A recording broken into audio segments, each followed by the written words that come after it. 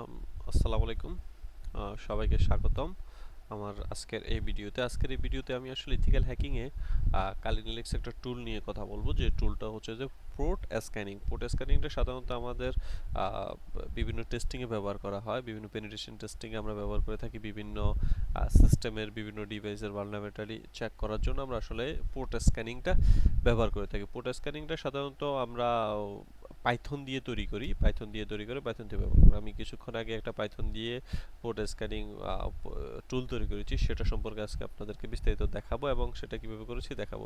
প্রথমত আমি যদি আপনাদেরকে বলি, আমি এখন এই মুহূর্তে আছি আমার রুট ইউজারে কালিতে ডেস্কটপে পাইথন নামে একটা ফোল্ডারে আছে। যারা ইতিমধ্যে কালি সম্পর্কে একটু বোঝেন তারা অবশ্যই এটা বুঝবেন যে আমি এই মুহূর্তে যে ডিরেক্টরিতে আমি একটা পোর্ট স্ক্যানিং তৈরি করেছি। সেটার জন্য আমি আসলে আপনাদেরকে দেখাই যে কোডগুলো, যেমন আমি আসলে একটা কোড এডিটর এডিট করব। কোড এডিটরটা হচ্ছে মাউসপ্যাড পোর্ট ডট পাই নামে আমার একটা ফাইল আছে। সে পোর্ট ডট পাই ফাইলটাকে আমি ওপেন করলাম। আমি যদি ওপেন করি আমার পোর্ট ডট পাইতে, তাহলে আমার যে কোডগুলো আছে সাধারণত কোডগুলো এইভাবে শো করতেছে। এখানে আমি কিছু জিনিস নিয়ে কথা বলি। পাইথন আমরা কেন ব্যবহার করা হয়, পাইথন কেন আসলে ইথিক্যাল হ্যাকিংয়ে, সাইবার সিকিউরিটি অনেক বেশি ব্যবহার হয়ে থাকে। এর কারণ হচ্ছে পাইথন হচ্ছে যে অত্যন্ত পাওয়ারফুল একটা ল্যাঙ্গুয়েজ এবং তাদের অনেক অনেক লাইব্রেরি আছে, যে লাইব্রেরিগুলো ব্যবহার করে সহজেই আমাদের স্ক্রিপ্টেবল যে প্রোগ্রামটা আমরা করতে পারি, যার কারণে আসলে পাইথনটা ব্যবহার করা হয়। এখানে আমি তাদের কিছু লাইব্রেরি আমি এখানে ইনপুট করে নিয়েছি। যেমন হচ্ছে আমি এখানে ইনপুট করেছি প্রথমত সিস্টেম, এরপরে ইনপুট করে নিয়েছি সকেট, এরপর আমি ফ্রম ডেট এন্ড টাইম থেকে ইনপুট করেছি ডেট এন্ড টাইম। এরপর আমি এখানে যেটা ব্যবহার করেছি, সেখানে আমি একটা টার্গেট ডিফাইন করেছি। আমি এখানে টার্গেট দিয়েছি ইফ লেন আমার সিস্টেমের এআরবি যদি 2 হয় তাহলে কি হবে। আমি এখানে একটা ফাংশন কল করেছি, কি হবে, target is equal to socket dot get host by name.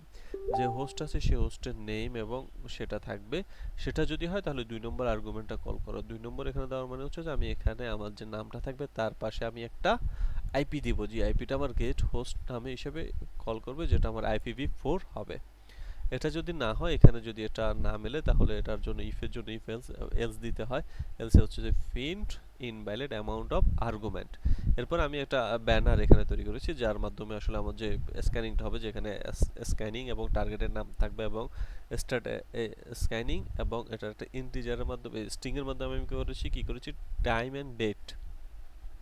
Date টাইমটাকে আমি করেছি কখনো নাও, এখন ডেট টাইমটাকে তুমি শো করো।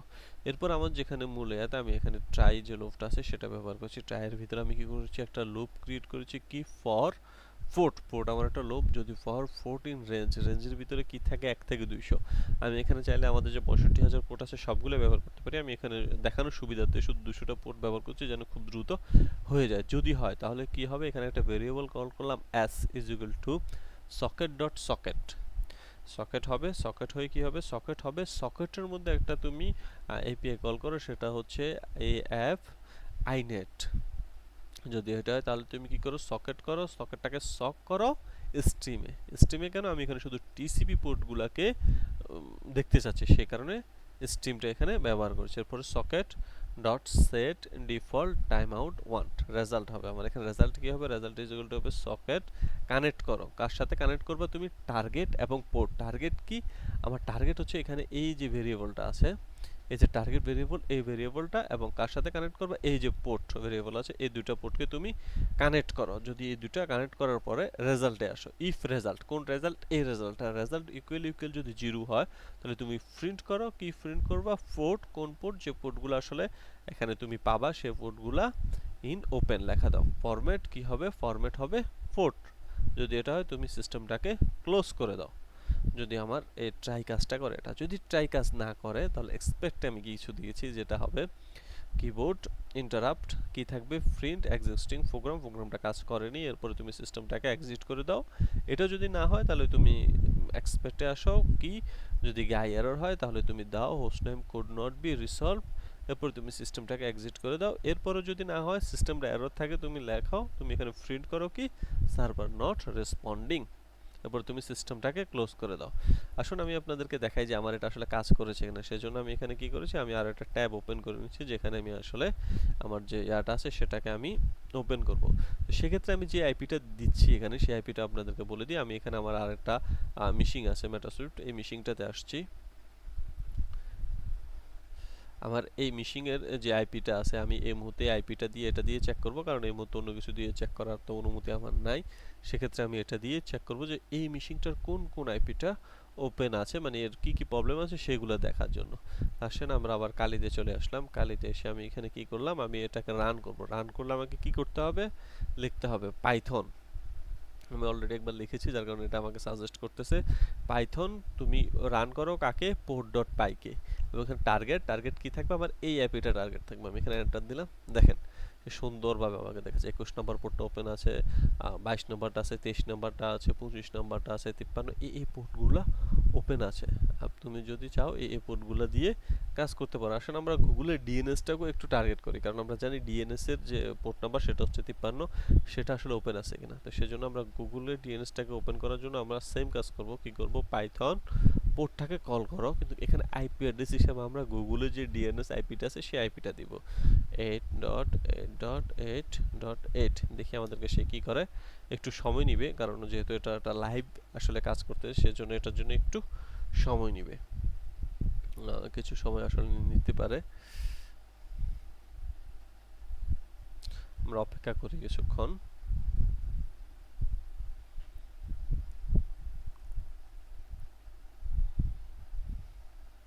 আচ্ছা, আমরা এটাকে একটু সময় নিব, আমরা এটাকে ক্লোজ করে দিই। আমরা এখানে যে আমাদের যে রেঞ্জ আছে রেঞ্জটাকে একটু কমিয়ে দিই। আমরা এখানে এটাকে করে দিই হচ্ছে 60 পর্যন্ত। 60 পর্যন্ত যে কয়টা পোর্ট আছে তুমি শুধু ওই কয়টা পোর্টকে আমার এখানে স্ক্যান করে দেখাও।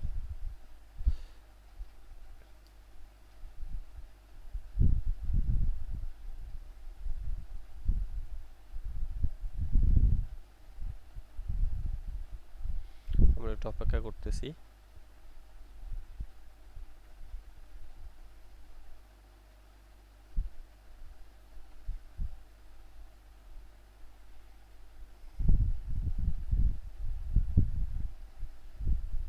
দেখি সে আমাদেরকে আসলে কি রেজাল্ট দেয়, গুগলের যে পোর্টগুলো ওপেন আছে সেটাকে আমাদেরকে দেখায় কিনা।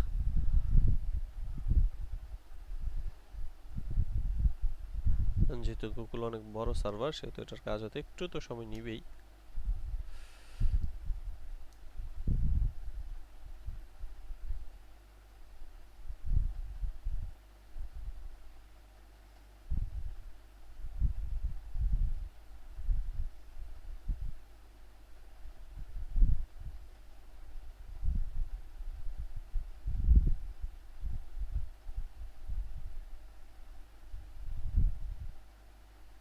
এই যে দেখেন অলরেডি আসছে, গুগলের যে 53 নাম্বার পোর্টটা আছে সেটা ওপেন।